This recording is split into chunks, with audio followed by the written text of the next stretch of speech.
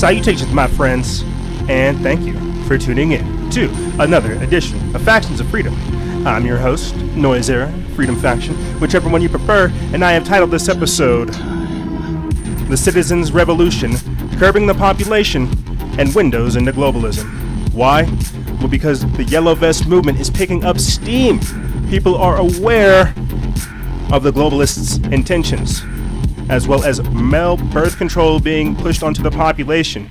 China is now data mining information from its users' their users' minds, as well as the new revelations that have come out regarding the MK Ultra document. We'll be talking about this, Cardinal George Bell, the third highest ranking Vatican official being arrested, Project Dragonfly, and so much more in this edition. But first, updates.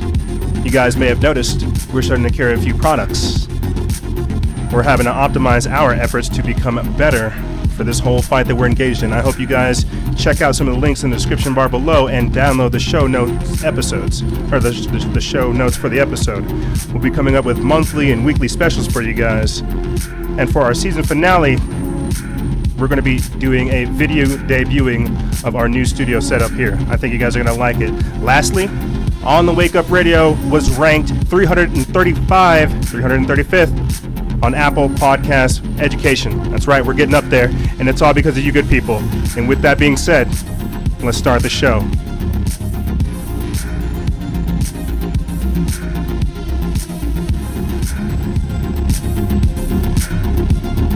Salutations, my friends, and thank you for tuning in to another edition of Factions of Freedom. I'm your host, Noise Era, Freedom Faction, whichever one you prefer. And let me go ahead and say, Viva la Revolution. Power to the people. That's right. Got a lot of things going on in the world these days. Seems like France is leading the way. Leading the way in exposing all this type of stuff. Getting into all the globalism. The globalization that's happening. All these agendas that we see taking place. I think this is a beautiful moment in history. A marvelous one, if you ask me. Why? Because people are waking up at different stages to everything. For people who have been following the show for quite some time, this is a glorious moment in history. That's all I can keep saying. You know, we talked about it on Fellowship and Freedom. We talked about it on our previous podcast episode, how the Parisians, the people of Paris, and now we see it spreading to Belgium, all over Europe, and more. They have some protests being planned here in America as well. Glorious moment. Gosh, I cannot tell you how excited I am. The people of Paris are revolting against their government. Why? And this is something that we talk about on the show all the time. Government is not your God. Statism is a disease. It's a religion. It's something where you believe in this ideology of authority, to where you for sure let these people dictate your lives, dictate the course of history, and tell us what we can and cannot do. I said Emmanuel Macron, I said he was a coward. And look at look at what's happening. He conceded. He pulled things back. And the reason why I'm saying Paris is setting an example is because we have to realize too that we are in a all-out war, not just a culture war, not just an information war, not a spiritual war. We are in a all-out multilateral, multifaceted, multidimensional war. These people, these controlling elites, the oligarchs, the technocrats, the Satanists, the Luciferians, those in power, they will not concede. We try to talk reason with people who are not being reasonable. Let's get real. A lot of these people do not want to be reasonable. And I can tell you it's because they see themselves as the guardians, as the protectors. I think, wasn't it what's strange about it? Let's see if we can pull this up for you guys. I'm pretty sure it was Emmanuel Macron who compared himself to Jupiter last year, or it might have been earlier this year, but to a Roman god. It was last year. Let's get this up for you guys, just to get this on record while we're talking about why this is important. Okay, these people legitimately see themselves as as gods. They see them as our controllers. And whenever we snap back and put them in their place, they try to do all kinds of different things to control the narrative. Right here. Boom. This is from Breitbart. Emmanuel Bonaparte. Macron declares he will govern like a Roman god. This was put up July 4th, 2017. This is by Jack Montgomery. And normally we don't really read from Breitbart, but to get it on record, French President Emmanuel Macron has declared he will govern France like Jupiter, the Roman king of the gods. Shortly after officials told the media his thought process was too complex for journalists to understand. Too complex. Emmanuel Macron is too complex. Now I'm going to pull up for you guys Macron trying to bribe the Parisians, the good people of Paris, saying, hey, please calm down, we'll give you extra money, you know, we'll raise the minimum wage, you know, we'll do all these things. You know, he's trying to placate the people of Paris. And you know what the people of Paris said? We're not dealing with that. I talked about it in the previous episode. You know, they had a beautiful response. The people of Paris are not birds. They do not want their crumbs. They want their full baguette. Now here is Emmanuel Macron pleading with the Parisians. I will try to translate what he's saying. Dès le début d'année prochaine. Le salaire d'un travailleur au SMIC augmentera de 100 € par mois. Will see his pay increase 100 as soon as 2019 without extra cost to the employer. I want to reconnect with a fair principle. That's been agreed to means and an increase over time. Overtime will be paid free of taxes starting in 2019. And I want for real improvement to be precipitable straight away.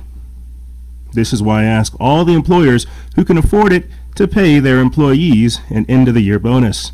This bonus will come tax-free. This is 2 days ago. Pensioners are a precious component of our nation.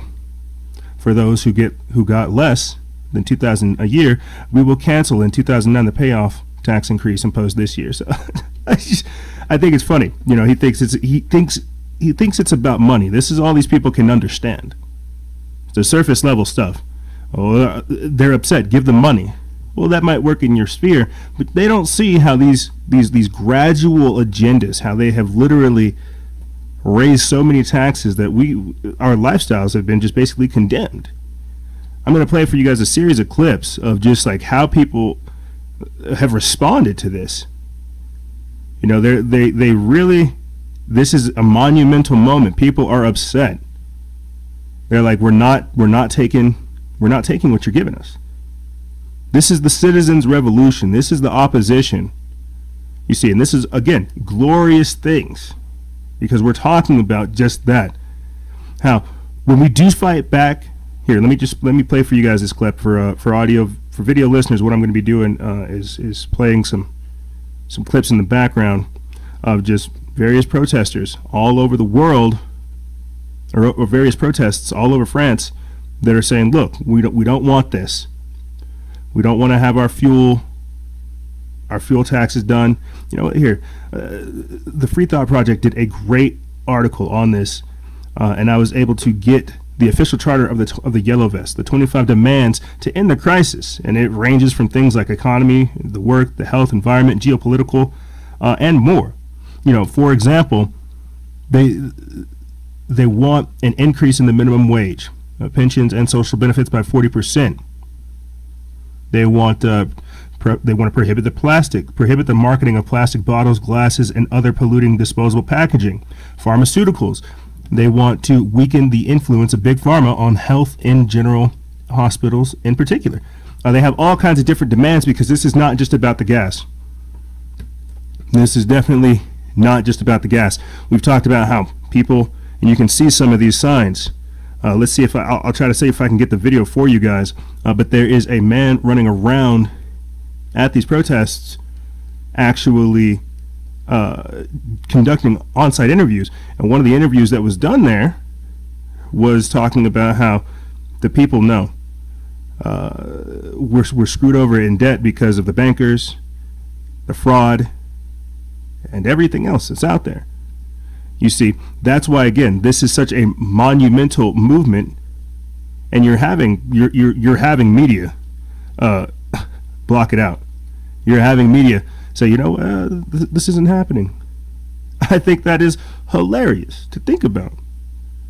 We legitimately have people standing up to the Rothschilds, the globalism that is taking place, and so much more, and nobody wants to talk about it.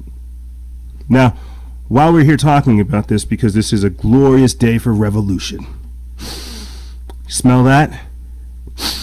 Smell that in the air? You know what that is? That's the smell of revolution. That's how history's made.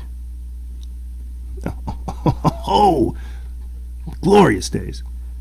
And like I said, one thing I want to talk about since we're here, the EU has deployed armored vehicles against unarmed protesters in Paris. Now, that is crazy, because I think it was like literally a week prior to this, kind of, you know, hitting the head.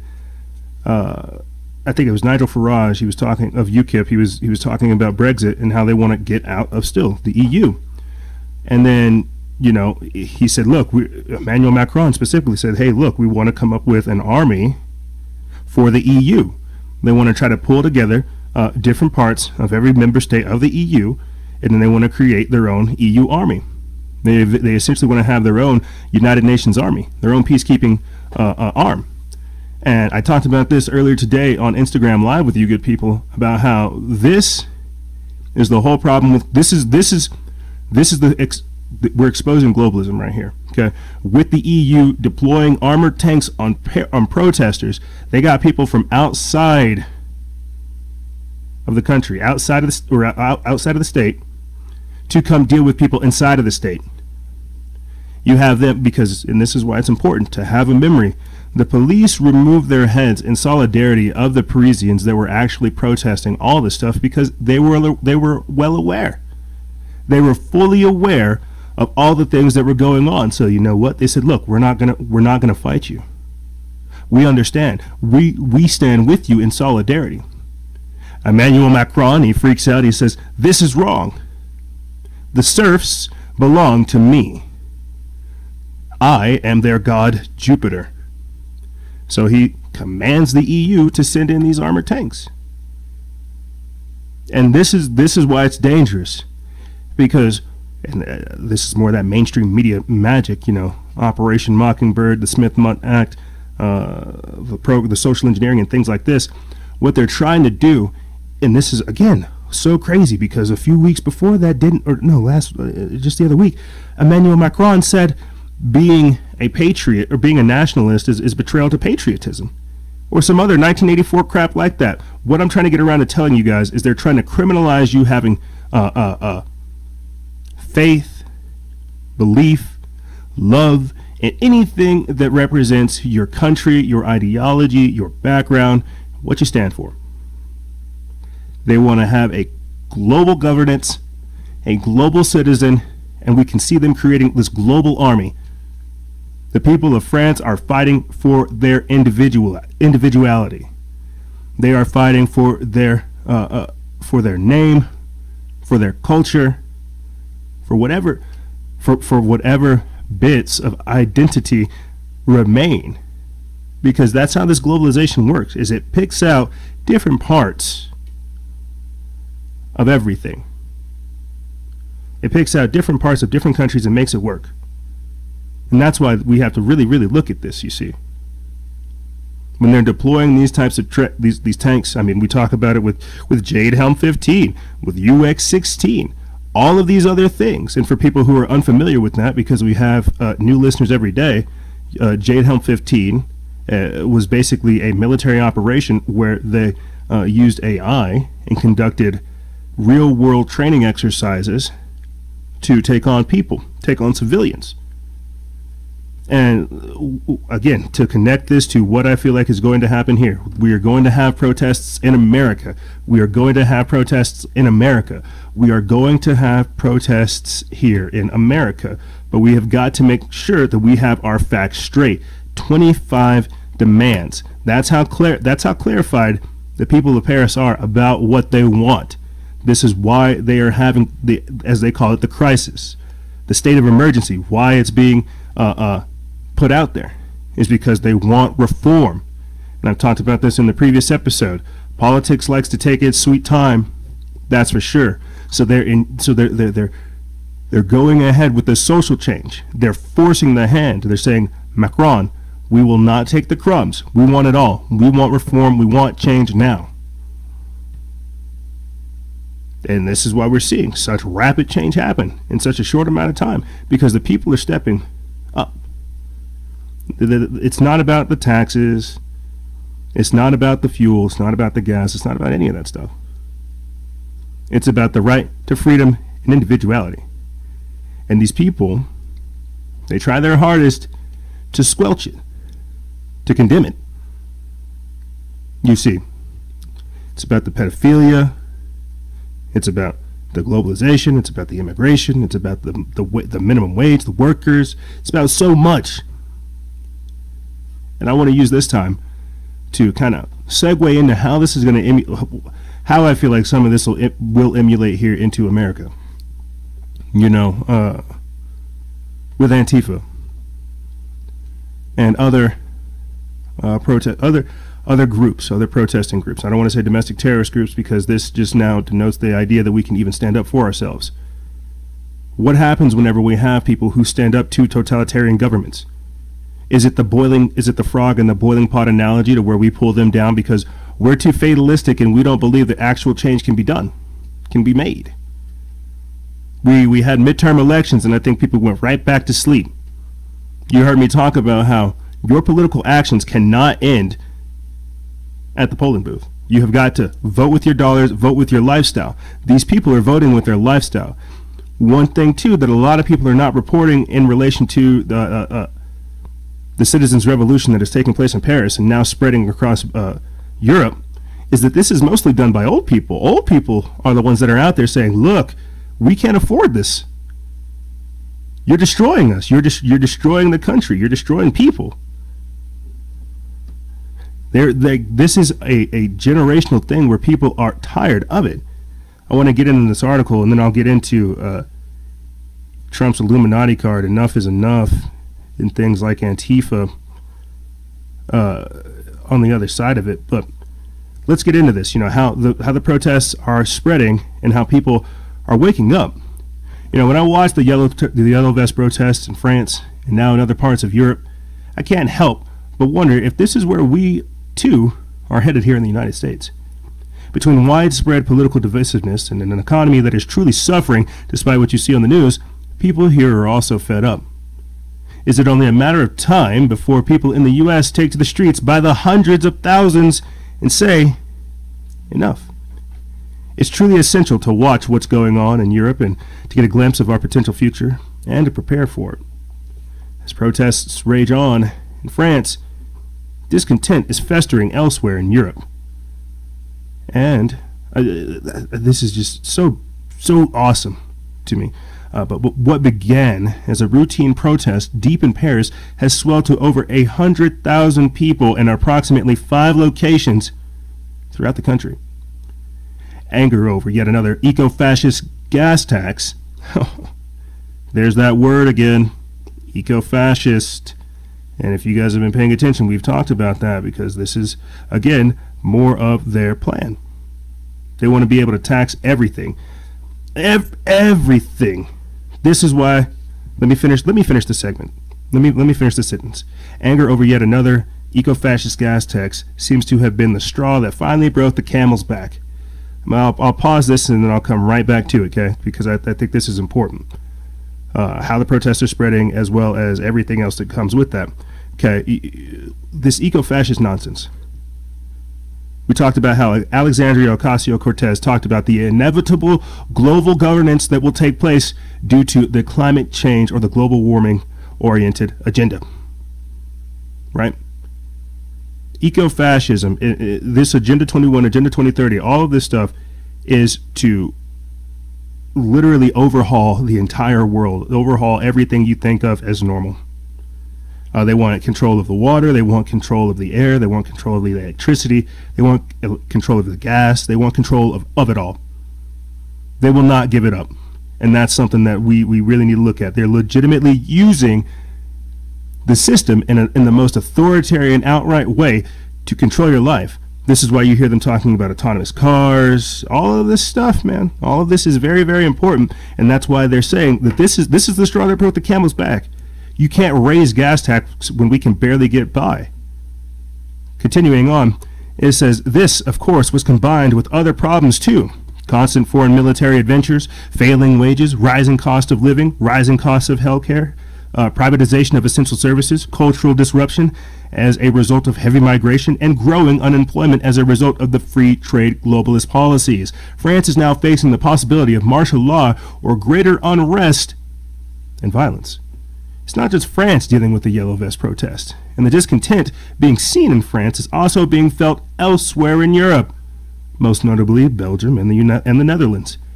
Although receiving much less media attention, the, quote, yellow vests have taken to the street in Belgium over many of the same concerns as their counterparts in France. But while the French version of the protests was set off by proposed increase of fuel taxes and ballooned into a movement addressing greater issues, there was no straw to place on the camel's back in Belgium. There were no new fuel taxes announced or any other new policy that was receiving coverage in the media or causing discontent with the Belgians at the time. That's because people don't need to have a straw that breaks the camel's back. We talked about lines in the sand with one of our guests, Proud Boy, right? Everybody has their own line in the sand. And just because there's not a protest or a boycott or a demonstration or a Facebook group, a Facebook page, a Twitter page, an Instagram page, just because there's not a figurehead for the discontent does not mean that it's not there. And you have to understand, too, we live in politically correct times with a lot of mainstream media manipulation to where people are not able to get the full truth. So and they're forcing these things onto us, too. It's the disconnection that these elite have to where they can't even see how they're perpetuating not only our demise, but their own. Like I said, Emmanuel Macron, not me, he said it. Emmanuel Macron says he will rule like a god, like Mercury, like a Roman god. And these are his subjects revolting against him and then spreading this revolt elsewhere. You see, because this is the ideology of the elite. They want to give us crumbs. They don't want us to stand up for ourselves. You see. This is why we have to stand up. I truly think that this is a monumental moment. Like I said, because the protests in Belgium don't have to have a powder keg-like event. It starts with just that, something simple. And what's even stranger too, some people are saying they want Trump. They don't necessarily. You'll hear people at these protests saying, we want Trump, we want Trump. They don't want Trump. They want their freedom. They want their individuality. Make France great again. Make Belgium great again. Make the Netherlands great again. Make Africa great again. Make Asia great again. Make Russia great again. Make America great again. Stand up for something, and that's what we're seeing happen now. Okay? We're seeing people stand up for what they believe in, fighting not only for their rights, for your rights, for their children's rights, and the country's prosperity. People want to live. People want freedom. People want individuality. They don't want to be restrained. And that's exactly what taxes are. You see, those are the signs of collapse. Those are also the tools of the rich over the poor. Taxes, war, and immigration. Also education. You know, that's what's happening now.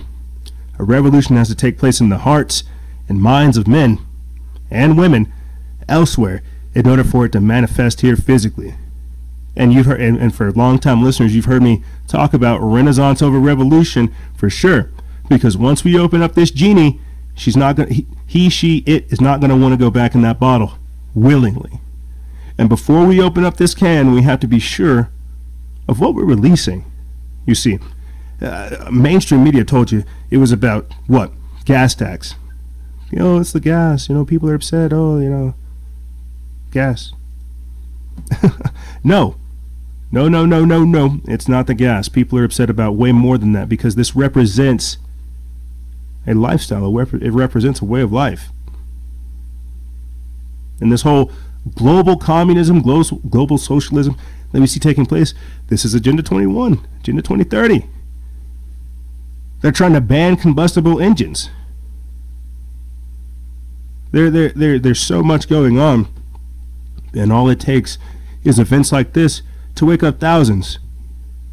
We have the show, that's great, but all it would take is one triggering event to make people aware. And I truly believe it's only a matter of time till we see that type of stuff happening here in America. Now, and I think this is just kind of, again, just strange. We definitely look at conspiracies and everything else that comes with that, no doubt. And I think it's important to also try to correlate these types of things if there is any kind of relation.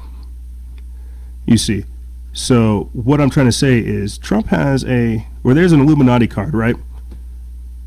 That has, it's called Enough is Enough. Some people have attributed it to Trump because it looks like him. I'll pull up this video for you guys, or pull up this picture for you guys, and for our audio listeners, you can just type this into any kind of search engine and you'll see it. Just type in "enough is enough" and you'll see a figure with his head peering through something and shouting, and it looks remarkably and uncannily like Donald Trump. Now, why do I say enough is enough? Because let them eat their cake. The food riots, the food revolution. Enough is enough. People are getting upset. People are tired. People are upset about being lied to. Isn't that Trump's whole thing, right? Is to drain the swamp. Enough is enough. The party's over. The jig is up. The two-party duopoly, we're aware of that. And I think what's even crazier too is down the line they're going to create a one party. They're going to create the party in the future, but that is for the future for us to discuss. But people are aware of the two-party duopoly, and they're tired of it. They're saying enough is enough. The jig is up. But what would that look like? What kind of revolution? How would that take form in society? How would you collapse a two-party totalitarian duopoly? How would you destroy that? How would you reform that? You see, some have even said that Trump is our last American president. After him, the country is supposed to collapse. You see, I feel like we're going to go into this thing because we are exposing the New World Order, because all this stuff is being talked about, and you have people like Angela Merkel saying, "Oh, Trump is devastating the New World Order," and you have George Soros saying, "Oh, Trump is doing damage to the New World Order. We have to fix it." This John McCain, before he died, said, "Oh, we got to fix the New World Order." All these people talking about the New World Order now puts it out there in the public. The same way we're talking about mind control, chemtrails, and all this other stuff. We're in a whole different age now. Okay, a lot of people have to understand that. What will come out of this is regionalism. Okay. So they've even I think the word they call for it is a multipolar world order. So it's still the New World Order. It's just regional. It's just controlled in different ways. This is why you've seen me talk about different parts of the world enacting Agenda 21, Agenda 2030, and Agenda 2050, because they've all signed on to it. And this is why you hear them saying, "We got to kill Trump. We got to get him out of office because he's aware of this. He's not letting America, do globalist things. We got to get him out of there." This is why Governor Jerry Brown in California is completely changing the entire country, or in the entire state, because he's committed. He has committed California to abiding by these types of things. So maybe the protests will start there. Maybe they'll start in New York. It's going to start in a place where people are fed up and already taxed. And what happens, okay? And I think this is something people really should think about. What happens whenever you have groups like Antifa or any other protesting group that decides to start these types of things? Will we come out saying, oh, Antifa, George Soros funded, get out of here? Will we discount anyone's attempt to try to liberate us from shackles? You got to understand, everybody's at their own stage of awakening. Some are more fed up than others. Some aren't even aware. This is why we do it, though, is because it has to be done. And opposition is a must. Like, let me go ahead and say that. In a world like this, where the matrix is fueled off of our ignorance, opposition is a must. Now, I want to close out this segment talking again about this last conspiratorial thing. Okay. The 2017 Economist World Magazine. Right. It seems like forever ago. Wow. But a whole lot of predictions. I would definitely recommend you guys go out there and go scour YouTube or Real.video or any of those other Vimeo, any of those other video platforms to see what people have said about the 2017 predictions and to see if they've come through. And what all this means. You know, there's so much to look at here, but I want to talk about a few things kind of in passing. Now, in the top, because there's 8 cards: the Tower, Judgment, the World, the Hermit, Death, the Magician, the Wheel of Fortune, and Star. Now, the card I want to look at is the Hermit, where you see people mobilized in a valley with death overlooking it, and they all have banners. You're seeing, and I think what that is to me, I talked about it, they're trying to mobilize people. They're getting people, and that's why it's called the Hermit. They're getting people out of their rooms, out of their shells, and they're mobilizing them. And in the corner of that card, you'll actually see Earth cracked, and it's because, you know, some of these people, I don't know myself, you know. Is it that they're actually trying to destroy the world, or is it they're trying to fix the world? A whole lot of different ways to interpret it. On the other card I want to look at is the Tower. You see them crumbling a typical medieval watchtower. On the left-hand side, you have the hammer and sickle of communism, and on the right-hand side, you have the cross of Christianity. And then lightning is hitting the tower. This is what I also think, this is what I'm trying to explain when I say that they're going to collapse communism or capitalism, and that we're all going to go underneath this kind of global socialism, communism, right? There's so many different things to look at there. I would definitely want people to check it out. Go look at it, because it's really revealing of so many different things that we have actually seen happen, not only in 2017, but also manifesting in 2018. And to close this segment off with just this, I think people are aware of this. Enough is enough, and we're reaching that tipping point. We are at critical mass. This is why they're trying to censor everybody. They don't want people speaking about various issues. This is why they're trying to criminalize protesting. You know, I've talked about too, prior to all of this chaos, you know, why did they merge the civilian and criminal fingerprint database? Because we are in a whole new world now. We think warfare is, you know, modern warfare, Call of Duty, you know, Black Ops, yeah, man. You know, die spawn, bro. No, war is, yes, those types of wars are still being fought. I truly believe, you know, now we're in the wars of like corporatocracies, man. Technocracy. We're seeing the blending of just like corporations and government. I mean, what is Google? What is Fedbook? You know, created by DARPA. And these are the things that are controlling humanity, that have much more power. And that's why, again, enough is enough. People are aware of this. We're reaching critical mass. It's hitting a boiling point. That's why I'm telling you guys, this is a glorious time to be alive. We are for sure witnessing history. And we have the beautiful luxury, the beautiful blessing of being able to witness it and see what comes afterwards. But speaking of what comes after, we're going to take a quick break. And when we come back, we're going to be talking about why they're trying to dumb the population down. Everything I just told you there. 1,000% important. and 1000% true. But you can't have it. They say knowledge makes a man unfit to be a slave. This is why they want to make us stupid. This is why they want you to take all the drugs, get drunk, do stupid things, and not improve your life. They want you to be a slave to your flesh, just so they can control your flesh. But we're going to take a quick break. When we come back, we'll be talking about this and more on the other side. Ladies and gentlemen, don't go anywhere. We'll be right back, right after this.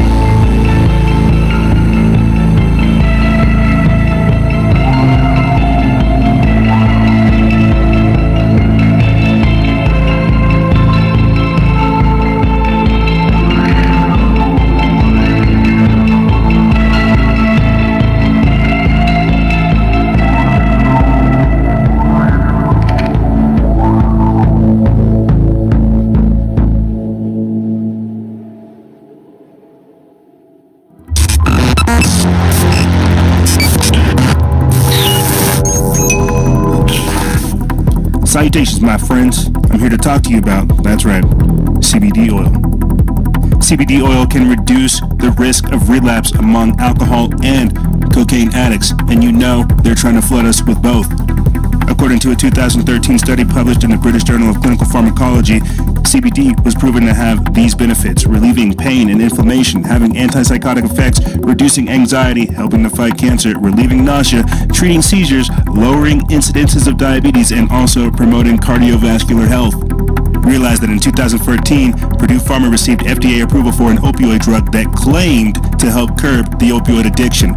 This will actually help you curb your usage of opioids as well as your reliance upon them. And remember, guys and gals, stay vigilant. This lies and share truth. This is Noise Era, Freedom Faction, out.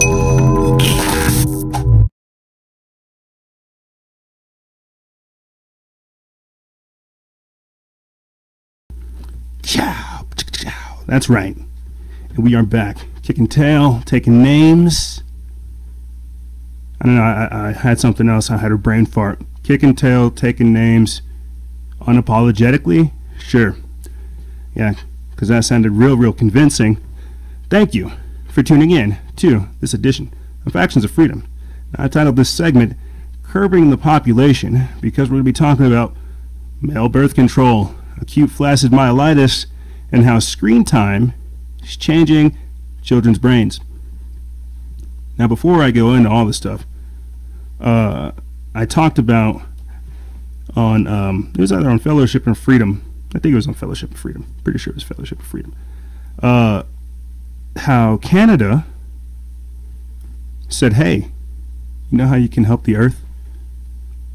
Don't have kids. It's like, what? Really? Come on, guy. No, they were dead serious. Canada came out talking about how, look, climate change is really important.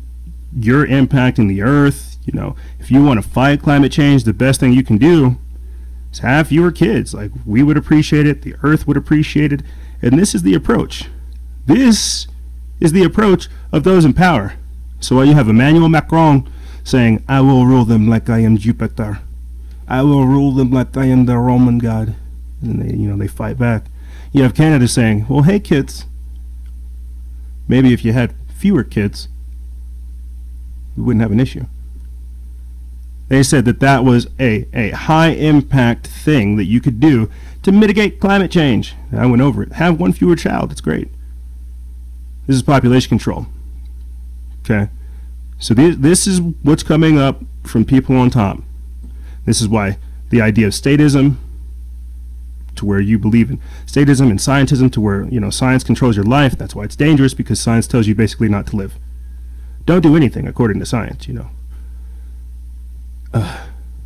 And I'm not anti-science, man. I think it's important. I appreciate the work that scientists do, but I definitely understand that a lot of science that's put out these days is bought and paid for by Big Pharma. So got a lot of things to look at there.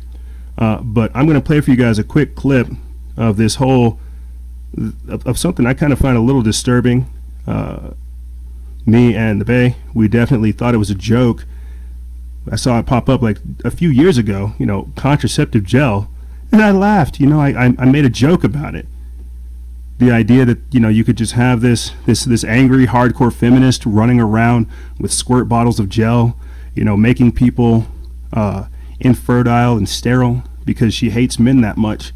And I know that's a joke, but I think that's just my natural reaction to just like this is crazy. Birth control, it messes with ladies' hormones. It throws them out of whack. It messes with their ovulation, all kinds of different things, man. And so for this to just kind of bleed over here into the male side, I think that's very, very scary for me. They say the future is female. If the future is female, where are all of the men? But let's play this clip, and then we'll talk about more on the other side. According to Business Insider, a man in Washington state has just become the first U.S. patient to start a trial of a male birth control gel. The gel is a once-a-day treatment that men rub into their shoulders, and it reduces sperm count. The gel works by inhibiting a man's natural testosterone production. Using a combination of progestin and testosterone, the treatment interrupts the normal hormone production process in the testicles, thereby preventing men from producing and viable mature sperm. The study is set to run at least until fall 2021, with each couple using the gel birth control for a full year. Dr. Stephanie Page, a professor of medicine at the University of Washington who is leading the trial, says that the goal of the whole field of male contraceptive development is to try and create choices for men and for families. You know what the choice is, bro? Pull out. Okay, that's what the choice is. You pull out, all right? Because you start taking this gel, it's gonna mess you up. It's gonna have long-term effects. Okay, and you're being an experiment willingly. What happens if, by that slim percentage chance, you actually do have a child? You know, you basically just like tried to chemically abort this child prior to it even being born. So all kinds of different problems are going to be born there. You know, we're talking about autism being caused from the vaccines, cancer that's being caused by GMO crops, you know, and now we have this thing called acute flaccid myelitis, this polio-like disease that's just sprouting up out of nowhere.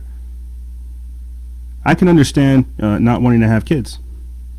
You know, practice safer sex, practice abstinence. But I feel like getting chemicals involved in biology, man, that's a very, very dangerous thing. Very, very slippery slope. Let me get into this article so we can wrap it up. But I'll move on to this AFM because, again, just to get this on record, it's important. France is not putting fluoride in their water. They're trying to stop you from being able to produce testosterone. They want you to be less masculine, so you're pacified and easily controlled. They don't want us to basically procreate. As you've heard me say in the past, the decision has been made. No more normal humans are allowed. We may be some of the last normal children that are born. So go ahead and get it in there while you can, and do us a favor. Help us all have a better future, because you have to understand, this is what a lot of these people do. This is why they're trying to scramble your kids' brain as soon as they get here. If they get past the vaccines, they're like, shucks, now we got to screw them up in school. Oh, crap, they're learning that Common Core is bullcrap. Now we have to do something different. Let's teach them about sex, hypersexualization, gender, and nothing. You see. Let me get into this article. We put this up December 11th. It's by Drudge Report Feed. It says UW School of Medicine researchers are testing a shoulder rub gel for men that can be more than 90% effective in preventing pregnancy. It takes 2 people to make a baby, but to prevent pregnancy, the burden has almost always fallen on the men, or on the women. A new method being tested at the University of Washington aims to change that. The UW School of Medicine is one of 3 sites testing a contraceptive gel for men, which works by reducing sperm production when applied daily on the upper arms or shoulders. According to researchers, if the trials are successful, the substance may soon be available to people seeking to avoid unplanned pregnancies whose options traditionally have relied on more than a dozen options for women, including pills, implants, shots, patches, and rings, compared with just condoms for men. Quote, "We are neglecting 50% of the population with our current methods," Dr. Stephanie Page, a UW School of Medicine endocrinologist and the study's principal investigator, said in a phone interview. Quote, "There's every reason for men to be more engaged. UW researchers are enrolling about 50 couples for the 3-year trial, which started November 28th. The testing, which is also being conducted in Los Angeles and Kansas City, is funded by the National Institutes of Health. The gel was developed by NIH and the Population Council, an international nonprofit focused on reproductive health. Participants will receive a clear gel that contains progestin, a hormone used in female birth control, and testosterone to counter the effects of progestin. Men enrolled in the study will apply that gel to their shoulders, to each shoulder, once a day, and within 8 to 16 weeks, their sperm counts should be low enough to prevent pregnancy. Once the count drops sufficiently, couples will receive the go-ahead to use the gel as their only method of birth control for a year." I think that's crazy. I legitimately think that's kind of wild that they would create something like that, man. You know, like, what do you say to that? What do you say to that? All I can say is that in the future, and you see this happening now, is they want a world of drugs, a world of pleasure, a world of escapism, you know, a world where we're not really engaged, man. You know, where if you say things that are real, that's harsh. It's, you know, it's killing my vibe. Oh, don't hurt me. They want beta males. They don't want alphas. Alphas tend to lead people. Alphas tend to help people. Alphas tend to be, you know, protectors, guardians, strong individuals. They want to reduce your testosterone, reduce your sperm count, reduce your ability to have pregnancies, and then, you know what? That's it. That's all they want. What did we talk about just the other week, right? So let me get this straight. Chinese scientist comes out, blows the world's mind, saying, hey, guess what? We're designing babies. We're genetically engineering them and modifying them in the embryo. It goes missing. At that same time, we're getting all kinds of discussions about who? Desmond the drag kid.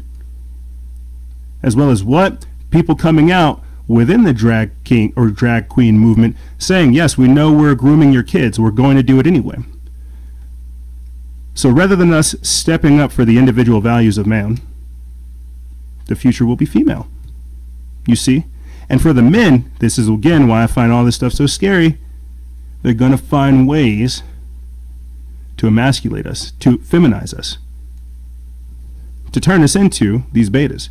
Now, let me segue into our next point, our next article, and this is something that we've been following for quite some time now. Polio-like disease spreads. Record number of cases reported as children suffer paralysis. Now, again, scary, dangerous, you know, designer babies, grooming kids, Common Core, scrambling their brains. And unfortunately, you know, this is pretty intense. This disease is legitimately paralyzing kids. For a while there, we were talking, basically, it seems like every other week or so, we were talking about how, you know, there was E. coli outbreaks, you know, there's chemicals in the air from California. You know, by 2060, they want to have sterile men. You guys can go look that up. It's very important stuff. They're creating viruses to kill cancer. You know, in one of our previous episodes where we were talking about normalizing disorders, we talked about how mental health disorders are on the rise. Suicide's up like 34% since 2000. There's boys that have eating disorders. The CDC literally created a task force to try to figure this stuff out. But let me play for you guys this clip. We put this up December 11th. It's by Tyler Durden of Zero Hedge. And the article title reads like this again. Polio-like disease spreads. Record number of cases reported as children suffer paralysis. And now a health alert at the top of the hour. We first told you about a local child battling acute flaccid myelitis, a polio-like illness confirmed in at least 23 states. News4Jack's reporter Corley Peel is joining us live with the mother's story. Corley, did the Spahn say if she saw any warning signs before her son was diagnosed? The mother tells me she didn't. She says her son was always healthy. Then all of a sudden, he started to feel weak in his legs. U.S. health officials say that this illness is so rare that they don't even know what causes AFM. 5-year-old Jack Greger relies on his mobile wheelchair to get around. 2 years ago, he was running and playing soccer. Jack's mother, Jennifer Greger, says her son was diagnosed with AFM when he was 3 years old. A rare paralyzing illness, she says, came out of nowhere. He just all of a sudden said, you know, Daddy, my legs hurt. Can you please carry me? And now a health alert at the top of the hour. You know, and I think this is probably being underreported, but I'm wondering how many of these kids had vaccine shots prior to experiencing any of these symptoms. But the article goes on to say that in 2018 has seen a record number of cases of polio-like illnesses which paralyze children, according to the U.S. health officials. Experts still have no idea what's causing children across the country to lose the ability to move their arms, leg, face, neck, or back around a week after patients are diagnosed with a fever and respiratory illness. The rare disease, which starts off like the common cold, affects the nervous system, quote, specifically the areas of the spinal cord called gray matter, which causes the muscles and reflexes in the body to become weak, according to the CDC. According to around half of the children diagnosed were admitted to two hospital intensive care units, with many requiring breathing machines. Officials also have no idea why some children recover from the illness while others are left paralyzed. Traced back to 2012, the mysterious illness known as acute flaccid myelitis, AFM, has struck 158 people across 36 states this year. while 311 reports are still being evaluated. Texas has had the most cases at 21, while Colorado came in second at 15. What's also strange is the 2-year cycle observed in the illness, which begins in September and subsides at the end of November. That's probably, right around the same time that they start advocating the flu shots. Investigators have suspected it is caused by a virus called EVD68. The 2014 wave coincided with a lot of EVD68 infections, and the virus, quote, remains the leading hypothesis, said Dr. Ruth Linfield, a member of a 16-person AFM task force that the CDC established last month to offer advice to disease detectives. But there is a disagreement about how strong a suspect EVD68 is. So I'm gonna go ahead and stop right there, because what we're basically talking about, is not bio warfare, but the effects of this type of stuff when we have children with compromised immune systems, whenever we're introducing all these types of things into it, all this stuff bioaccumulates and it affects children. These are the future, and we are not trying to fight for them enough. This is why if we are a society heading towards automation, we have got to wake up. Otherwise, we're going to be victims of this. And the first victims are the truth and children. If they can get both of those things, we are in for a hard time. Continuing on, check this out, because since we're still talking about kids, health, the future, all these things that are important, and this is something that people are very well aware of. Screen time changes the structure of children's brains. Research funded by the National Institute of Health and led by the University of California at San Diego found that children who had a daily screen usage of more than 7 hours had premature thinning of the cortex, the brain's outermost layer that processes information. So I think people are already aware of this. We have a lot of kids that are like desensitized, emotionless, and really kind of really teetering on insanity to get to the point of things, because indeed this stuff is changing the structure of kids' brains. We've talked about how they've conducted studies at the University of Zurich on how even your thoughts change the structure of your brains, how the chemicals or how your neurons fire, everything. It's very, very important. We've talked about how the blue light addiction, how that stuff also like burns and destroys your retinas. That's why we have so many kids wearing glasses. It's because their retinas are being burned. They're staying up late playing video games. And I remember doing at the start of season 7 a video or a mini cast on mental health monopolization, where they were basically saying that kids that play these video games are mentally ill. And here we have it, where they're coming out with these studies saying that indeed these things are changing the structure of kids' brains. What I'm trying to say is we're not necessarily passing on information. We're passing on routines. We're passing on autopilot, basically. That's what a lot of these tools are. That's what an iPad is. That's what an iPhone is, Android. That's what all these things are. They're pacification tools. This is why you hear me say that these things are tools of enslavement and not tools of enlightenment. Individuals like ourselves who are using these platforms and using these devices to spread a little bit of information, I call them little doses of reality, because we have to fight the siren song of the techno sorcery that is technology. But here, let's take a listen. Researchers looked at 4,500 kids between ages 8 and 11. They found those who use their smartphones and other devices for less than 2 hours a day performed better on cognitive tests assessing their thinking, language, and memory skills. The Canadian 24-hour movement guidelines recommend that children between ages 5 and 17 get at least 1 hour of physical activity, have no more than 2 hours of recreational screen time, and get 9 to 11 hours of sleep each day. The researchers found only 5% of the kids studied met all 3 of these recommendations. 63% of the children spent more than 2 hours in front of screens. While it may not be the norm, setting restrictions on screen time could benefit your child in the long run. I'm Jessica Sanchez reporting. Yeah, people are actually having a hard time expressing emotion because these things are dampening them. You know, people aren't communicating. The art of communication is borderline lost. We're forgetting what it means to be human because we're trying to interface so much through technology. It's not going to happen. And now, because we have so many people with sensitive, I guess sensible. I don't even know what you would call it, man.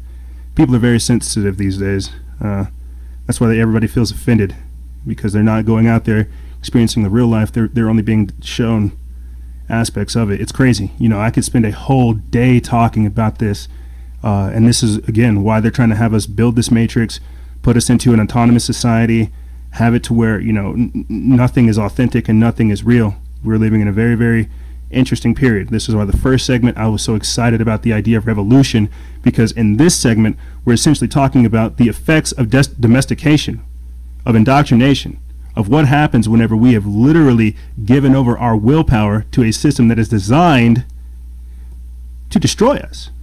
And what more evidence would you guys want than this article from Activist Post? Check this out. China is data mining directly from the brains of workers. This is by Meadow Clark. We put this up to December 10th. It's by Activist Post. So it's not bad enough that we have kids who are having their brains restructured due to the black mirror called iPads or smart devices. Now China is going beyond 1984 and it's just gonna harvest it directly from your mind. They're not using Elon Musk's neural lace to take that information. They have their own method. China is deploying emotional surveillance technology that mines data from the minds of its citizens.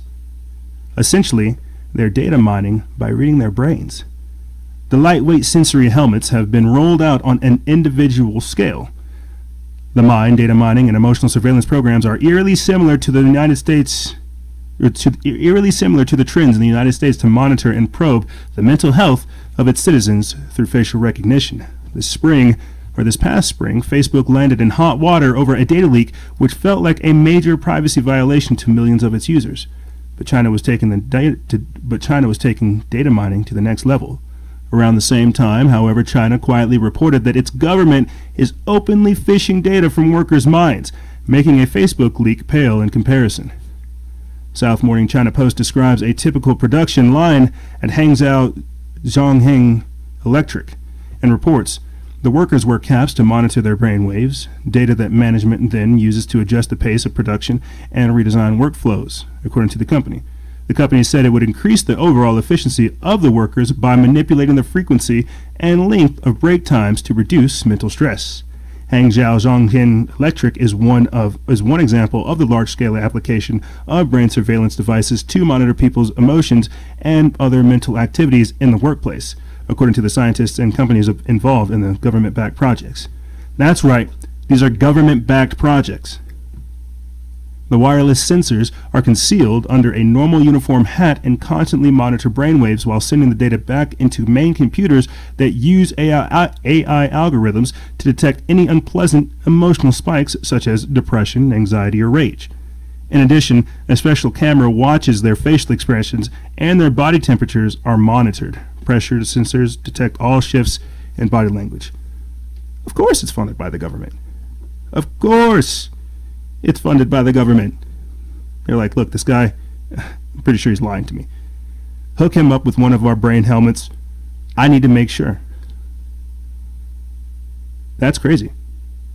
That is crazy to me. Almost as crazy as the CIA having remote-controlled dogs. This is one of the revelations that came out with the recent release of the MK Ultra documents. Now, what are we talking about here? And I read this article, or I went over this in our previous transmission on Fellowship and Freedom, you know, the importance of this, and I wanted to just gloss over it here because it makes sense for the next, for Generation ZenX, the next thing we're going to be going over after this. You know, so we're talking about harvesting information from people's minds. We're talking about changing the structure of people's brains due to screen time. And oh look, as if synchronicity couldn't happen, right? They just so happen to release that, yes, we can remote control dogs. Yes, we can mind control dogs. Yes, we can condition the behavior of dogs. And the reason I'm saying it like that is the same reason why China can come out publicly and say, hey, guess what? We're cloning dogs. We're genetically engineering dogs. They're telling you, okay? And when you guys go and read the revelations of this new MK Ultra documents, right, they're saying that they can control through electrical stimulation the movement of that dog.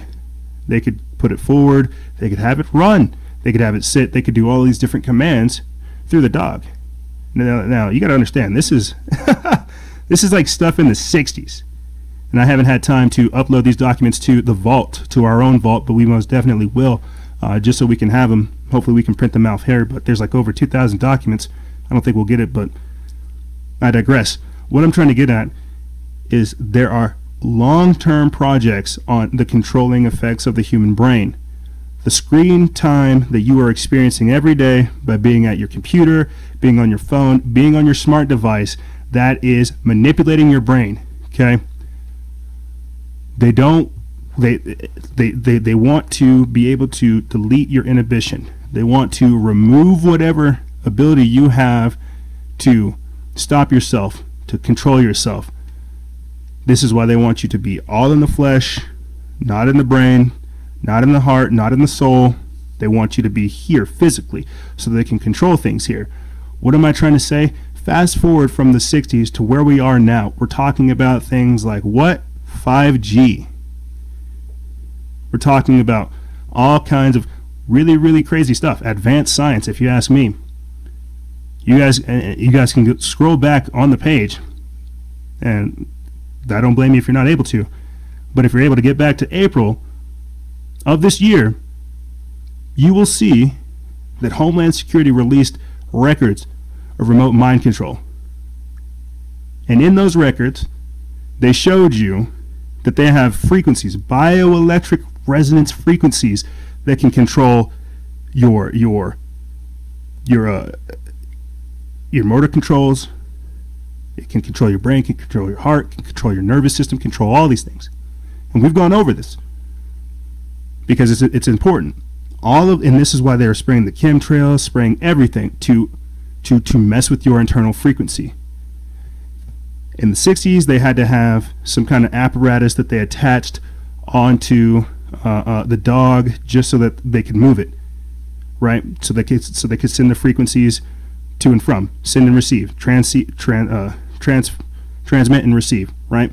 These days, they have the Gwyn towers, the cell phone towers, the ELF towers, all over the place. They spray the chemtrails. You look at your phone, you're desensitized, you're suggestible. They can, boom, ping one of these towers to send you information directly or to send you your frequency directly. I wish I had the proper layout to explain this stuff better to you guys, but I hope you're getting the point. What I'm trying to get at is mind control is advanced. I talked about this even on Fellowship and Freedom. Mind control versus brainwashing versus social engineering versus conditioning, all of these things, rapidly, vastly different.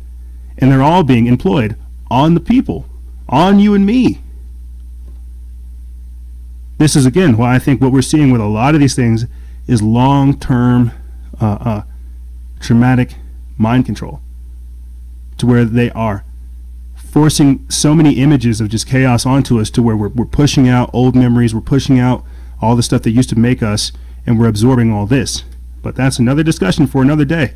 I would suggest you guys go look at those documents. You can find them at John Greenwald's The Black Vault. Really, really interesting read, because yes, mind control is real. If you don't believe it, you probably, congratulations, you played yourself. They won. But to finish this segment, to kind of wrap things up, talking about curbing the population, being able to control us because they see what is happening in France and how that could happen at a moment's notice. They have to keep us dumbed down, pacified, and actively engaged on all these distractions. This is why they are promoting drugs. This is why they're promoting sex. This is why they're promoting ignorance, not abstinence, escapism. They're promoting all these things that aren't really like the bedrock of civilization, if you ask me. Aren't really, I don't know. Somebody can make an argument for the opposite, but what I really see them doing is pushing degradation, pushing debauchery, and just pushing all this type of stuff. But let me get into this article. Rise of Generation Xanax. We put this up December 6th. It's from Drudge Report Feed. It says new figures reveal that the rise of, quote, Generation Xanax, with a doubling in young people being treated for addiction to anxiety drugs. The statistics from Public Health England show 315 cases in which those under the age of 18 were treated for problems with benzodiazepines, a class of drugs used to treat anxiety and insomnia. They include the drug alprazolam, better known as Xanax, where there was a six-fold rise in numbers treated. Latest NHS figures suggest 1 in 8 children has a mental health disorder, amid warnings of an epidemic of anxiety. Earlier this year, an investigation found pupils as young as 11 were taking anti-anxiety drugs, with 240 ambulance call-outs for children who had taken medication like Xanax. Charities claimed some pupils were dealing with it on school premises. So that's right. They're trying to, and this is why if you can't tell, I'm avidly against big pharma, any kind of pharmaceuticals. I try to tell people go the all-natural route. This stuff is trying to kill you. It's trying to poison you. It's trying to turn you into junkies. Full-blown drug-addicted junkies. They say marijuana is a drug. Nope.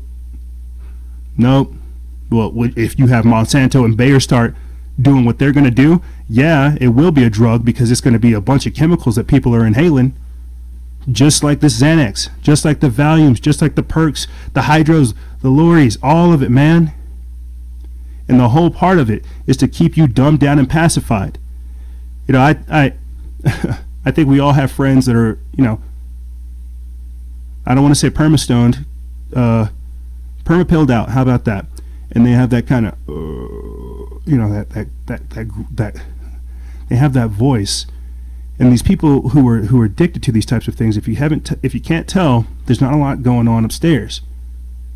And so when you start talking about any of the things that we've already discussed in this episode, you know, that's too much information for them. They just want to, you know, crawl back either into a bottle, do some more pills, smoke some weed, or just ignore it. And this is where they want us. Because if you're not engaged, you're not a problem. If you're not engaged, you're a useless idiot that they can benefit off of. And that's the problem with everything that's going on in France. People are awake. They're not tuning into sports. They're not tuning into to entertainers. They're not tuning into the lies of the politicians. They're saying, look, enough's enough. The party's over. What are you going to do? And this is why I am trying to get so many people to be aware of how many different ways we're being assaulted. It's because it starts like that. And if we keep giving kids drugs, and then, hey, like, think about this. This is a legit response to people these days. Could you imagine telling your child, hey, did you take your medication? Yeah. Or no. If they don't take their medication, they take their medication, you give them an iPad, you see them, and like 6 hours later, they're still in the same spot because of the medication. How are we supposed to live like this? How are people supposed to how is this even encouraged? This is why it's so dangerous. We have to point these types of things out. We have to reclaim the human spirit that they are trying so hard to dampen. And that's why that spirit, that luminiferous ether, that luminiferous fire that is inside of you, it cannot be smothered. This is why we have to fight back. This is why we have to stand up. This is why we have to be who we are. But we're going to take a quick break, and when we come back, we're going to talk about, you know, some of this more globalism. You know, this Project Dragonfly, China's censored search engine, you know, that's going on. America's thought police, and how school is becoming a public indoctrination center. And the White House shouting match that took place between Nancy Pelosi, Chuck Schumer, and Donald Trump. I thought that was actually pretty good to see. It's good to see people getting involved and passionate about these types of things. But we're going to be talking about this and more on the other side. Ladies and gentlemen, Don't go anywhere. This is Freedom Faction on Factions of Freedom. We'll be right back, right after this.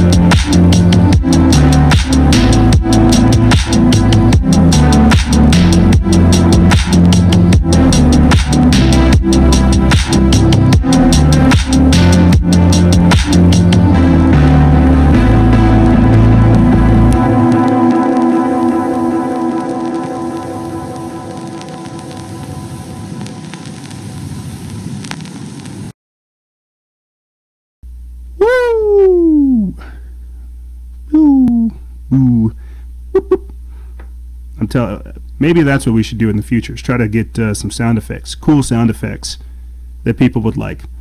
Got a lot of things lined up for you guys in the future. Not even in the future. It's already being deployed. Thank you for tuning in to this segment of Factions of Freedom. Cardinal George Pell, one of the third highest ranking official at the Vatican, has been convicted, going to jail for molesting a child. Hillary Clinton, she's back in the news because people are starting to testify against her. And Sundar Pichai, right, CEO of Google, dodged 21 questions in front of Congress this week. Perjured himself. He's a liar. We're not creating a censored search engine. We're not creating a censored search engine for China. We're just creating a censored search engine for China. You know, we're just having Apple move to China, that's all. And part of their whole thing is, you know, if anything that is run in China is like state-owned, that's how you get tax-exempt status, and that's what Tim Cook of Apple is doing. And in doing so, you know, you have this thing that was built up here in America, as I talked about in the previous segments. We're trying to figure out where corporations end and where government starts, right? This thing was built up here, and now we see it moving to China. All the power is being given to China. Very, very, very interesting stuff. Yeah, so let's get into this. Let's start talking about some of this globalism, what we see happening. Now, I think it's good that we see people like Zuckerberg and Sundar being dragged in front of Congress and grilled.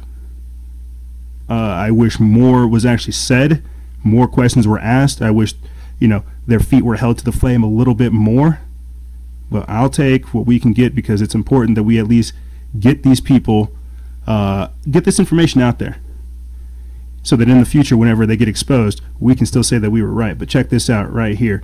And this is just indicative of the time frames that we're in and why it's important that people stand up. Dragonfly. Google employees publicly rebel against building a dystopian new search engine. That's right. Because even the employees at Google are like, no, we're not going to do this. Dragonfly. Congress hammers a Google CEO on censorship plans in China. Google CEO dodges 21 congressional questions on Chinese search engine. More than 1,400 Google staff, many journalists, and human rights organizations are calling on Google to halt its controversial project called Dragonfly. What is Dragonfly? Dragonfly is a search engine specially built for China. It would unleash more censorship on a mass scale by selectively blocking certain search terms, apparently at the behest of China's government.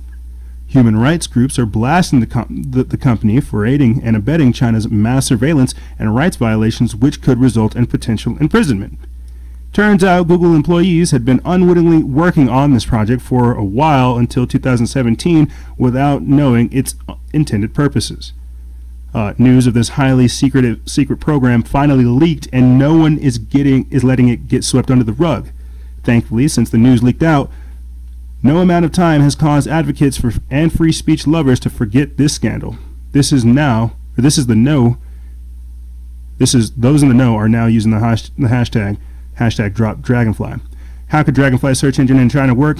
The search engine would censor terms like human rights and religion. Hundreds of Google employees have called this out as obvious freedom of speech violations. BBC reported in August that the search app would, quote, blacklist sensitive queries. The Intercept says identifying and filtering websites currently blocked by China's so-called Great Firewall. According to documents, it had seen a search via the app would result in a list with banned websites removed and a disclaimer saying that, quote, some results may have been removed due to statutory requirements. It said the BBC News website and Wikipedia would be among those blocked. Employees of Google are horrified. Think about that. You can't even look up religion and human rights in China because there will be no other religion in China other than the state.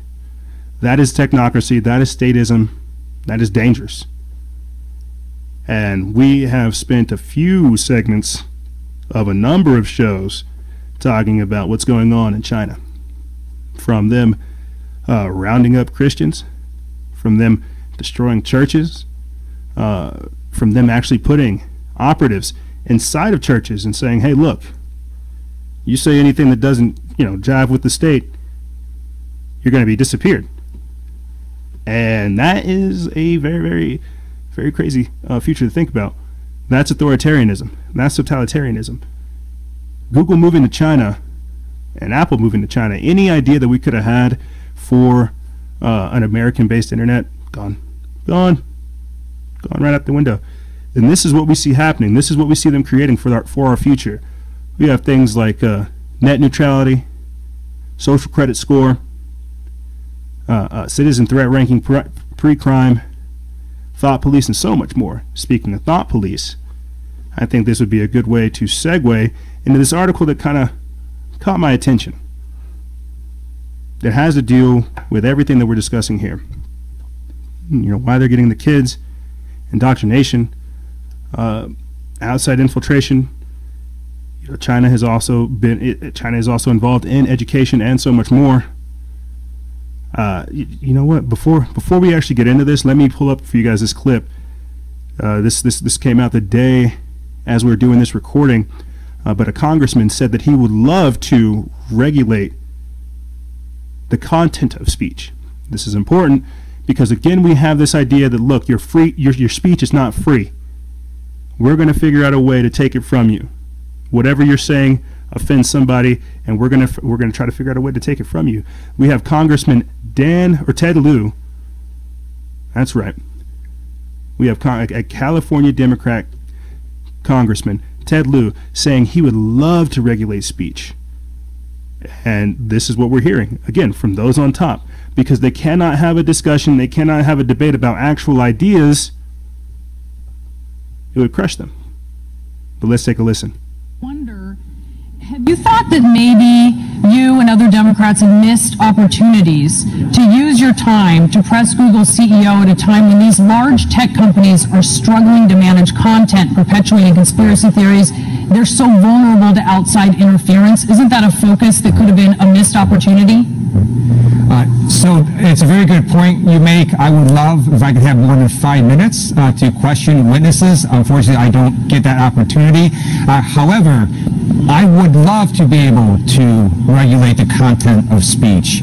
The First Amendment prevents me from doing so. And that's simply a function of the First Amendment. But I think over the long run, it's better that government does not regulate the content of speech. I would urge these private sector companies to regulate it better themselves, but it's really nothing that I believe government can do, and so that's been my position all along. Can and shouldn't do. Can and should not do. That's right. And that's what he said right there is actually kind of key. The First Amendment actually prevents him and the government from regulating content of speech. But, and hear me out, this is why it's important, it doesn't work that way in China. China doesn't have a First Amendment that protects you, from speech, allowing you to say whatever you feel. China doesn't have that. Doesn't have that constitution or the amendments. And that's really important. That is why we're seeing all these things take place. Because they are not operating with the Constitution. They are not operating off of American amendments. They are saying, you know what? We're doing something different. So now that they have the entire world on this American operating system, so to speak, they are now going to transfer it over to China, and we're going to start to see the clamping down of where, your freedoms are gone. I think it was either this week or last week, they took, air quotes, pornographic content off of Tumblr. And I think that's one of the things that Tumblr was for, is like for all the people who are into weird, kinky things like that. But again, we're seeing the censorship. We're seeing the manipulation of information.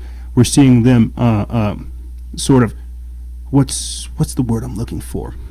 What is the word I'm looking for? You're seeing them I always say manipulate reality, but you're seeing them curtail reality. You're seeing them just say, oh, well, this is what it really looks like, this is what it really is. Even it doesn't matter what you think it is. This is what it is. They're manipulating people. You see, they're changing how people approach things, and this can all be done. They can manipulate public opinion by what people are exposed to every single day. Now, to get to this article right here, to talk about just that, how people can be manipulated and how we're already seeing the manipulation unfold right here. The next generation of America's thought police is being birthed on our college campuses. We put this up December 11th. It's by Michael Snyder from the Daily Sheeple. It says, if you want to understand the zeal with which social media platforms are now being censored, all you have to do is look at what has been happening on our college campuses. There is a national movement to combat, quote, offensive speech. And this movement has been working very hard to, quote, scrub campuses clean of words, ideas, and subjects that might cause discomfort or give offense. And these days, just about anything you might say or think is probably going to deeply offend someone. For example, saying that America is the land of the opportunity is now considered to be a microaggression, and even the fact of hanging an American flag in front of your dwelling can also be considered an act of microaggression, depending on the context. It can be tempting to laugh at how ridiculous our college students have become, but it is imperative to remember that these students all eventually enter the real world, and many of them end up in positions of power. And from those positions of power, they can make life extremely uncomfortable for all the rest of us. The social media purge is a perfect example of this. The censorship of speech is only going to become more widespread as time goes on. The next generation of America's thought police is rising, and they intend to make sure that the future belongs to the politically correct. I'm only going to read that much because I think that's all that I really need to read. It's not politically correct to said, I don't want pedophiles to teach my children anything.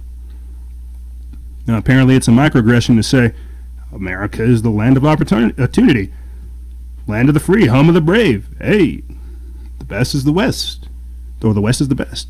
Apparently we're upsetting people with these types of things, and that's a very dangerous precedent. You know, if we keep this type of stuff up, and I kind of had a freak out with on the Fellowship and Freedom episode. If we keep this stuff up, we're going to be these NPCs. We're going to be non-player characters. That's why that meme is like so critical, because they don't want us to have any individuality. Kanye West created his like clothing line, right? I told you guys. That stuff looks like slave wear. It looks like the clothes that you see people in the Matrix in the real world, the people of Zion wearing. Those are tattered clothes. Those are post-apocalyptic clothes for like for drones. They're not even real people. But if we keep this stuff up, that's where we're going. From denaturalization to hating, to not having a mother and a father, to destroying culture, destroying words, destroying language, destroying all this stuff. They're just trying to turn us into robots. They're legitimately deconstructing us, breaking us down. This is what I was saying by the long-term traumatic mind control. Like a Pavlovian thing saying, if you do this, you're going to get beat. Well, I'm going to get beat either way. Why not get beat standing up for something? But this is what's crazy. We're training people to be delicate sissies, delicate ninnies. And that's probably a microaggression right there. You think France is over here worried about microaggressions? Yes. They are literally spraying feces into their politicians' buildings. You think they're worried about microaggressions? Yeah, the revolution has to start inside. And we're over here trying to play things politically correct, and look at how they're screwing us. This is very, very sophisticated and systemic warfare that we are underneath. It's continuing on. You know, let me get into this. Cardinal George Pell, the Vatican's third most powerful official, is convicted in Australia of sexually molesting young choir boys. Now, this is something that hasn't really gotten a whole lot of attention this year. We followed it last year, whenever there was a lot of pedogate revelations, all the roundups that were happening, and I think it's good to get this on record for people who continually listen. That's right, Cardinal George Pell received his sentencing. This is by Jeffrey Grider of Now the End Begins. We put this up December 12th. It says the Vatican's third most powerful official, Cardinal George Pell, has been convicted in Australia on all charges. He sexually abused two choir boys there in the late 90s, according to the two sources with knowledge of the case. As the pedophile scandals in the Catholic Church continue to come to light, you will take note that it's not just priests anymore. Now it's bishops, cardinals, and could it possibly be a pope as well? One can only speculate, but the conviction of the Vatican's third most powerful official does not bode well for Pope Francis. Quote, but who shall offend one of these little ones which believe in me? It were better for him that a milestone were hanged about his neck, and that he was drowned in the depth of sea. Matthew chapter 18 verse 6 from the King James Version of the Bible. Pope Francis sexual abuse in the Catholic Church in reality wants none of this mushrooming situation, even going so far as to refer to the victims of homosexual Catholic priests, pedophiles, as the devil. Francis sees the writing on the wall as the sex scandal gets closer to the Holy See. Cardinal Pell is Pope Francis's closest advisor and confidant. With apologies to Ernest Hemingway and John Donne, Pope Francis asks, not for whom the bell tolls, it tolls for thee. Vatican number 3, Cardinal Official. And then it just goes on from this article from the Daily Mail.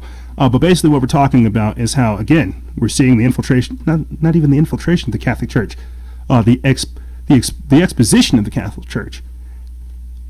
How many people know that the priests there, the bishops, the cardinals, all of them, it's what they do, unfortunately.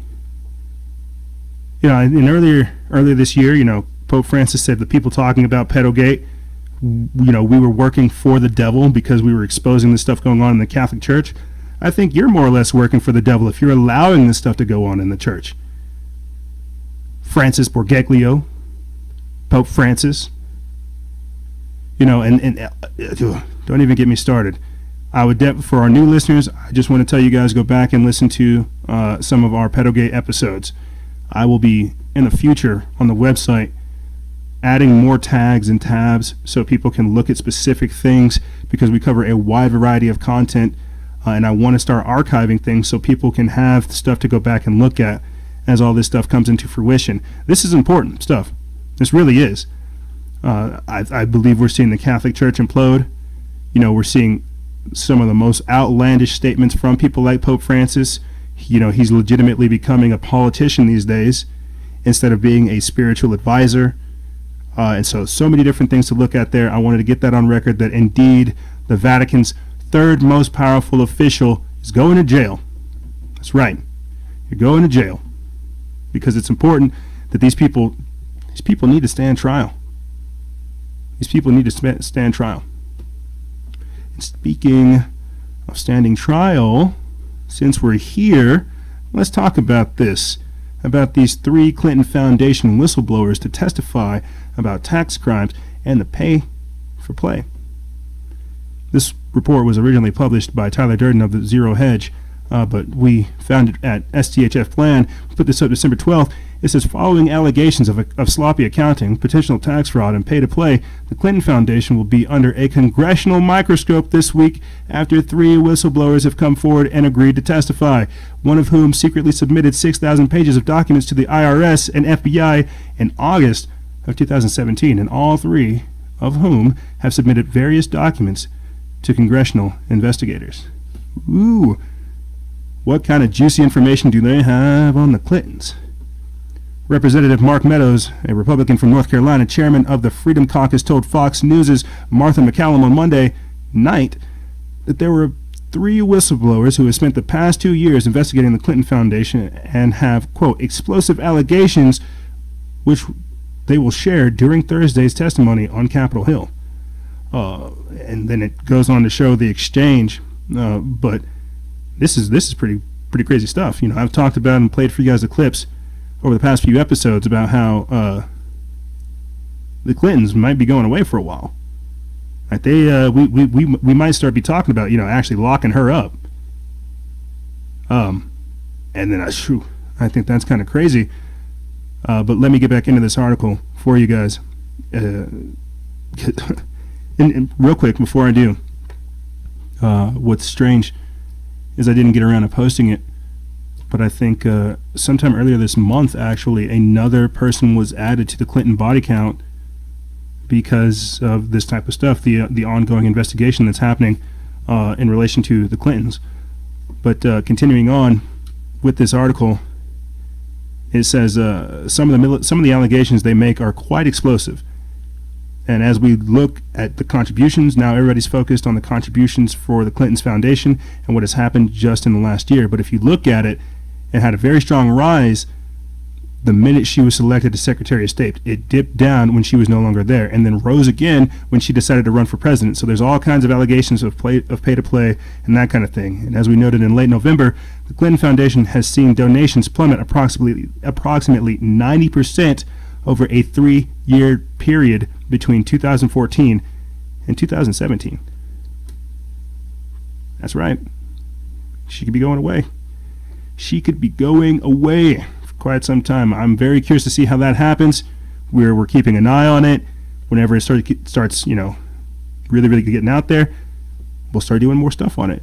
You'll have people within the Q movement talking about this type of stuff. We don't really pay attention to the Q movement because I need to see a face or trust somebody. I'm not just going to trust that. But you hear them saying there's going to be trials, that people are going to be sent to Gitmo. Hey, we can only hope. And part of me thinks too, and this is just how my crazy mind works. If a financial collapse is coming, they got to get key essential people out of there. George Bush said that if the people ever found out and I should have said this when we were talking about George Bush Sr., he said that if the people ever found out what we did, they would hunt us down in the streets and hang them. And then, fast forward to what we're seeing in France, he was right. The people want to be free. But continuing on with present-day things, Trump, Pelosi, and Schumer square off in an explosive Oval Office shouting match. Nancy, I need 10 votes from Trump. Let me say something. Let me just say one thing. The fact is, we do not have the votes in the House. Nancy, I do. And we need border security. Nancy, we need border security. It's very simple. Of course we do. We need border security. People are pouring into our country, including terrorists. We have terrorists. We caught 10 terrorists over the last very short period of time. 10. These are very serious people. Our border agents, all of our law enforcement has been incredible what they've done. But we caught 10 terrorists. These are people that were looking to do harm. We have a proposal that Democrats and Republicans will support to do a CR that will not shut down the government. We urge you to take it. And if it's not good border security, I won't take it. It is very good border security. And if it's not good border security, I won't take it. We're coming in good faith to negotiate with you about how we can keep the government open. We're going to keep it open if we have border security. If we don't have border security, we're not going to keep it open. Nancy, I need 10 votes. Nancy, just if you guys go watch like the full thing, he says, "Look, Nancy, I'm not gonna waste people's time. All right, I'm not gonna waste people's time bringing this stuff up. Yeah, Nancy, and Nancy Pelosi, she's just a character, isn't she? Isn't she? Yes, she is. And all these people, they want your guns. Even it wasn't it Trump that said we take the guns first, then due process. All these people want your guns. There is no freedom through government. That's a paradoxical statement. That's like asking those chains to set you free. But I think this is actually good to see. This is actually healthy to see individuals engaged in political discourse, to talking about these types of things. I know growing up, I didn't have a lot of people around me that were involved in politics or even cared about the state of the country. And nowadays, everybody's a modern-day Paul Revere, which is good because you have people who are engaged in what's going on. They're curious about the development and the direction of their country and what kind of world their children are going to live in. And when we're talking about this border security stuff, we've been following this, the migrant caravan and everything else. But the truth behind things like the migrant caravan is this is something that's been going on for decades. I think the only reason it got brought up is because of the midterm elections and because of that being a massive thing.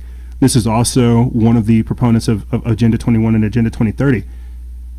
You've heard us talk about things like the UN Migrant Pact, how they want to make that a right, and how this also ties into climate change and global warming, because some areas will be uninhabitable.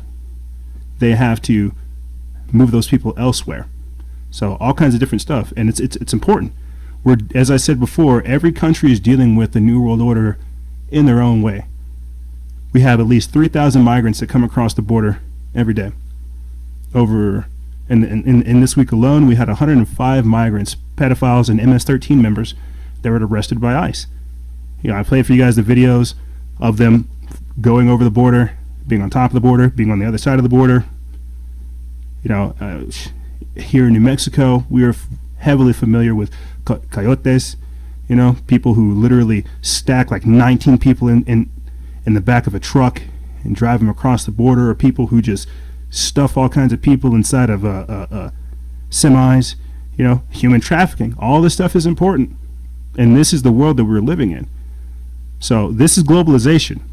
They want to be able to come in, destroy your sense of identity, and reconstitute it, as we talked about before with the long-term mind control.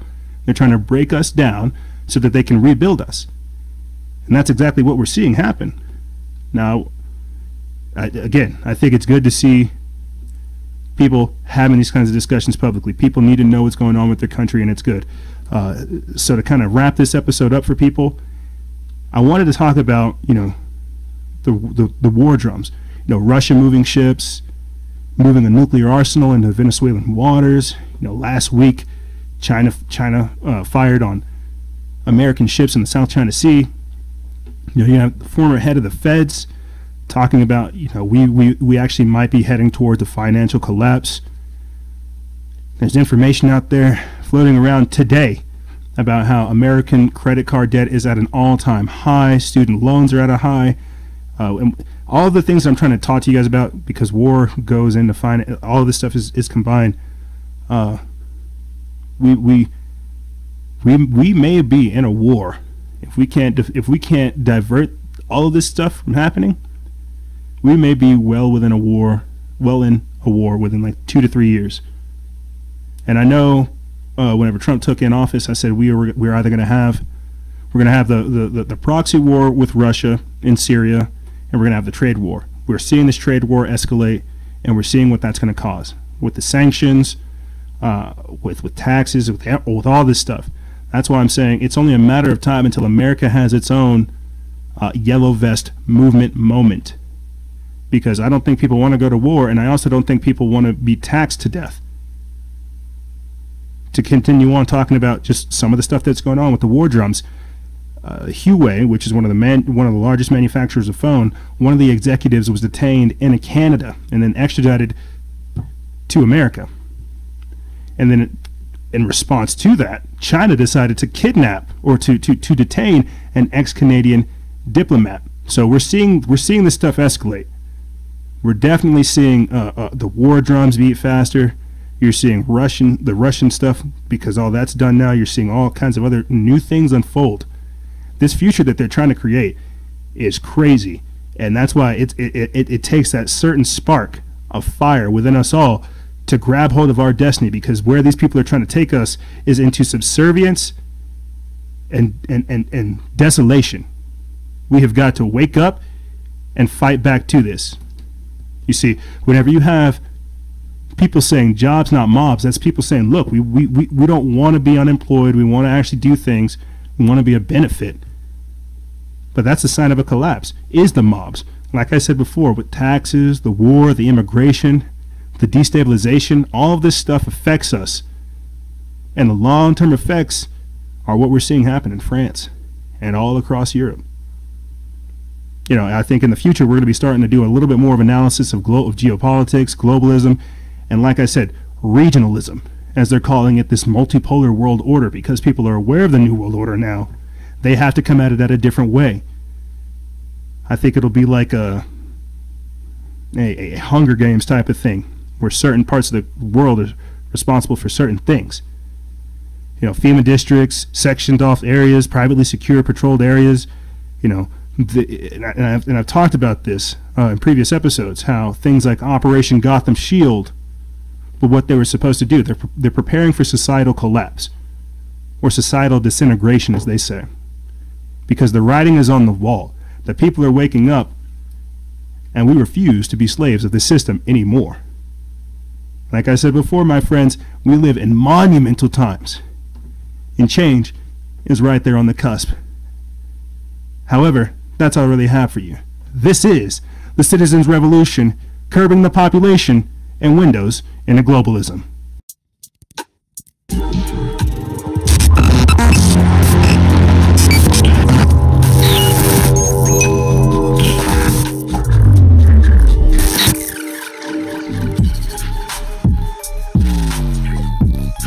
I know, wild, crazy to think about all the things that we are finding ourselves having to deal with towards the end of the year.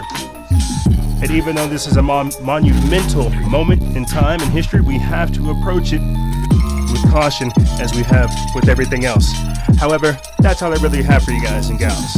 If you want to download the show notes, hit replay, and follow along on the show, please do so. If you found this information helpful, please share it with your friends. We have a whole lot more lined up and queued up for you good people. A whole lot. However, that's what I have. If you have any questions, feel free to email me. I'll have it in the description bar below. And as always, guys and gals, stay vigilant, expose lies, and share truth. This is Noise Era, Freedom Faction, out.